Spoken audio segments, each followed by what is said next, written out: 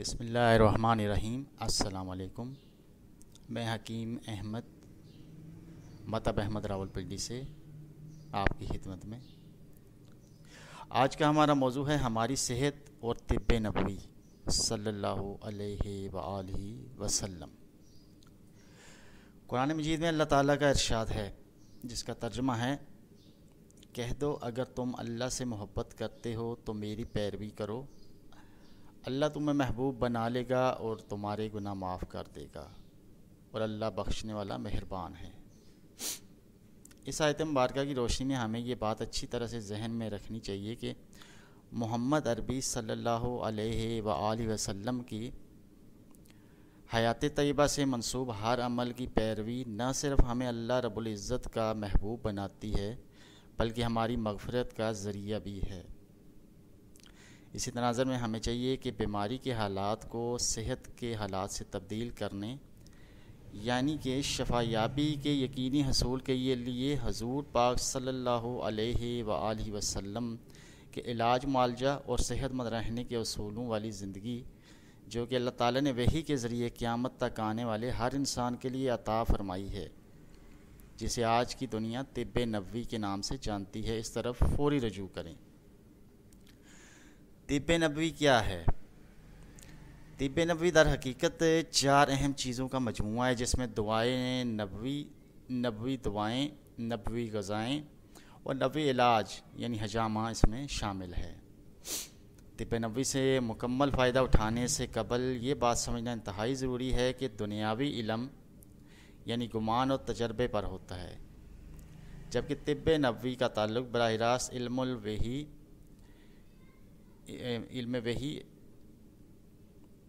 الہی کے ساتھ ہے۔ یہ کیسے ممکن ہے کہ گمان، تجربات اور وحی الہی برابر ہو جائیں؟ یہ دونوں چیزیں ہرگز برابر نہیں ہو سکتی۔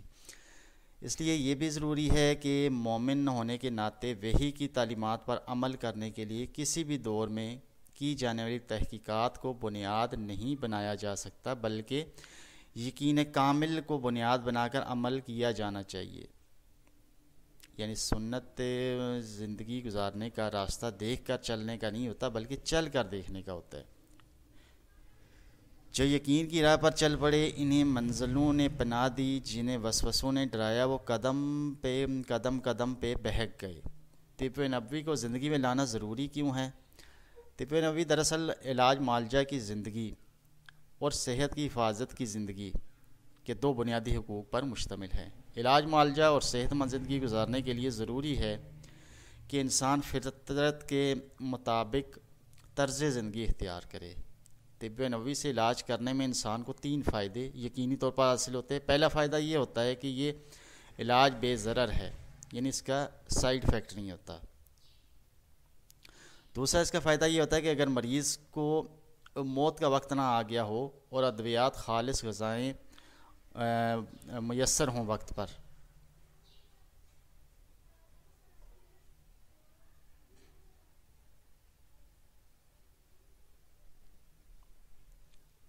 اگر مریض کی موت کا وقت نہ آ گیا ہو اور ادویات اگر مریض کی موت کا وقت نہ آ گیا ہو اور ادویات اور خالص غذائیں وقت پر میسر ہوں تو شفا یابی 100% یقینی ہو جاتی ہے۔ تیسرا سب سے اہم اصول اس کا یہ ہے کہ حضور پاک صلی اللہ علیہ وآلہ وسلم کی اتباع کی برکت سے دنیا میں محبوبیت خداوندی اور آخرت میں شفاعت نبوی نصیب ہو جاتی ہے۔ جیسا کہ اوپر میں نے عرض کیا کہ طب نبوی چار اہم بنیادی چیزوں کا مجموعہ ہے، جن میں سب سے پہلے بیماری کی حالات کو بدلنے کا یقینی عمل یعنی نبوی دعاؤں کا سہارا ہے۔ یعنی جو دعائیں حضور پاک صلی اللہ علیہ وآلہ وسلم نے شفا یابی کی تلقین کی فرمائی ہیں، مریض خود بھی پڑھے اور اس کے گھر والے بھی پڑھ کر اس پر دم کریں۔ ان کو بار بار سننا بھی اس میں شامل ہے۔ صبح شام صدقہ دینا بھی شفا کا مؤثر ذریعہ ہے۔ دوسرا حصہ نبوی دعاؤں کا ہے، بلا شبہ جو استعمال کی جاتی ہیں، یعنی وہ جڑی بوٹیاں جن کو آپ صلی اللہ علیہ وآلہ وسلم نے علاج معالجہ میں تجویز فرمایا ہے۔ اس میں تیسرا حصہ جسے نبوی غذائیں کہا جاتا ہے، روزمرہ کی زندگی میں ایسی غذاؤں کا استعمال جن کا انتخاب وحی الہی کے ذریعے قیامت تک آنے والے ہر انسان کے لیے بتا دیا گیا ہے، جس کی وجہ سے انسان کی صحت برقرار رہتی ہے۔ ایک حدیث سے مبارکہ کا مفہوم ہے کہ طاقتور مومن کمزور مومن کے مقابلے میں اللہ رب العزت کو زیادہ محبوب ہے۔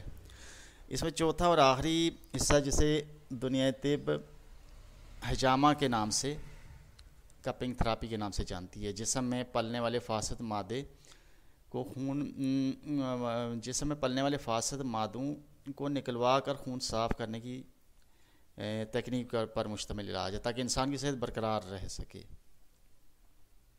طب نبوی کا دوسرا اہم حصہ، جسے صحت کی حفاظت کہتے ہیں، اس پر عمل کرنے کی برکت سے انسان صحت مند زندگی گزارتا ہے اور اپنے رب کو راضی کرتا ہے۔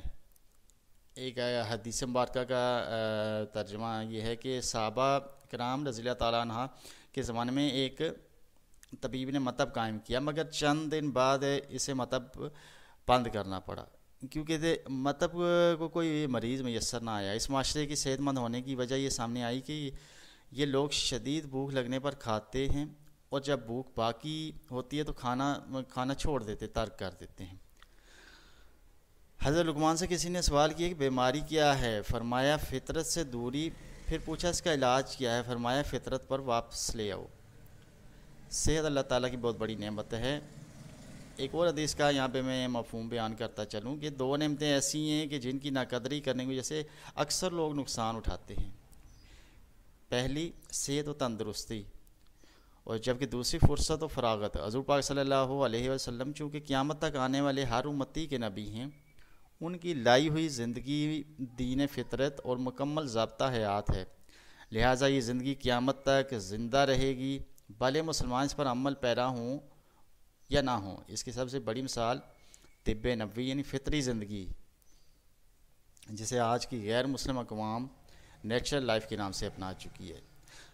آپ امریکہ، آسٹریلیا، یورپ، کینیڈا، جرمنی کہیں بھی نظر دوڑائیں، آپ کی حیرت کی انتہا نہ رہے گی۔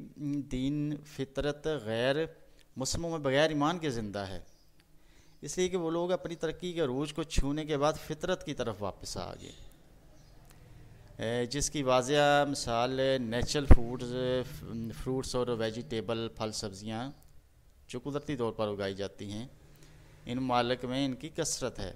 نہ صرف فطری زندگی اپنانے پر انہوں نے زور دیا ہے، بلکہ ان سب چیزوں کی کاشت بھی ارصد راز سے وہاں پہ شروع ہو گئی ہے۔ وجہ بنیادی غیر مسلموں کی بقا ہے، وہ حضور پاک صلی اللہ علیہ وسلم کی صحت مند رہنے اور علاج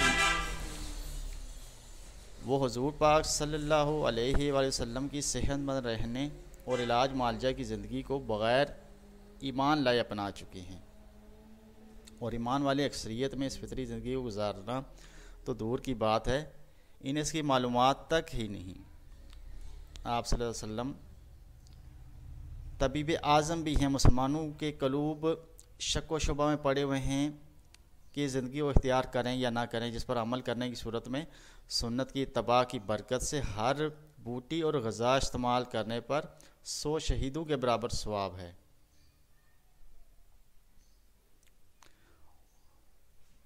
اور صحت و شفایابی کا حصول تو دنیاوی فائدہ یقینی ہے۔ اگر ہم بحیثیت مسلمان اپنے نبی پاک صلی اللہ علیہ وسلم کی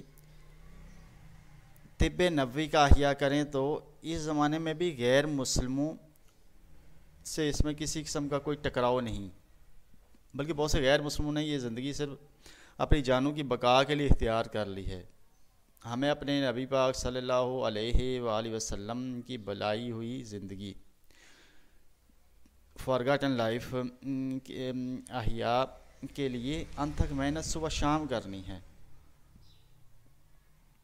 اس محنت کے نتیجے میں اجر و ثواب کے ساتھ صحت کی بقا خود بخود نصیب ہو جائے گی۔ مسلمان نیچرل لائف میں بھی اپنے نبی پاک صلی اللہ علیہ وآلہ وسلم کی پیروی کرتے ہوئے دنیا میں کامیابی حاصل کر سکتے ہیں، اگر وہ اس بات کا گہرائی سے مطالعہ کریں، یعنی جو زندگی غیر مسلم قومیں اپنی صحت کی بقا کے لیے اپنا رہی ہیں، جسے دین فطرت کہا جاتا ہے۔ یہی تو اصل اسلام ہے، جس کی تعلیمات ہمیں وحی کے ذریعے 1445 سال قبل مل چکی ہے، جنہیں ہم نے چھوڑ دیا اور غیر مسلموں کو اپنا لیا ہے۔ اسی سلسلے میں بات کرنا چاہوں گا کہ مسلمان تاجروں سے ریکویسٹ ہے کہ خدا را نبی پاک صلی اللہ علیہ وسلم کی طب نبوی جسے نیچرل لائف کہا جاتا ہے اسے بطور تجارت زندہ کریں. جتنے زیادہ تاجر اس زندگی میں آئیں گے اتنی زیادہ طب نبوی کی چیزیں سستی ہو جائیں گی اور ہر انسان کی پہنچ میں بھی آ جائیں گی. آپ باہر کے ممالک کا جائزہ لیں کتنی تیزی سے نیچرل فوڈز کا کاروبار بڑھ رہا ہے, کتنے زیادہ اس کے سٹورز کھل چکے ہیں, کتنی تیزی سے اس کی کاشت شروع ہو چکی ہے. نیچرل فارمز وہاں پہ کتنی ترقی کر چکے ہیں جن میں اب خالص دودھ کو وہاں پہ دیکھیں بغیر انجیکشن کے قدرتی جو دودھ ہے خالص دودھ گھر تک وہاں پہ آن لائن پہنچانے کی خدمت کو انجام دیا جا رہا ہے. پاکستان میں الحمدللہ زیتون کا پھل لگ گیا ہے, مگر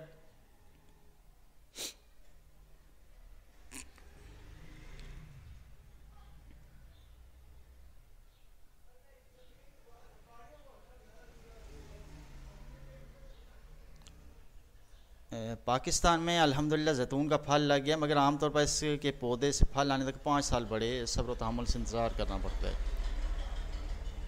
پاکستان میں الحمدللہ زیتون کا پھل لگ گیا, مگر عام طور پر اس کے پودے سے پھل آنے تک 5 سال بڑے صبر و تحمل سے انتظار کرنا پڑتا ہے, جس کے لیے عام طور پر جلدی نفع کا طالب تاجر تیار نہیں ہوتا. کاشتکاروں کو چاہیے کہ زیتون کی کاشت کے لیے صبر و استقامت کا مظاہرہ کرتے ہوئے 5 سال برداشت کریں, تو پھر ہر سال بہت عمدہ پھل آپ کو ملتا رہے گا. ایک دن آئے گا کہ پاکستان کا شمار بھی ممالک کی فہرست میں ہوگا جو بہت زیادہ مقدار میں زیتون کا تیل برآمد کرتے ہیں. بات صرف اپنے نبی صلی اللہ علیہ وآلہ وسلم سے عشق و محبت کی ہے, ورنہ یہ کام ہرگز مشکل نہیں ہے. مسلمان اتباع حضرات خواتین سے میری التجا ہے کہ خدا را بیمار امت کو طب نبوی سے روشناس کروائیں اور آپ خود بھی اپنائیں اس کو.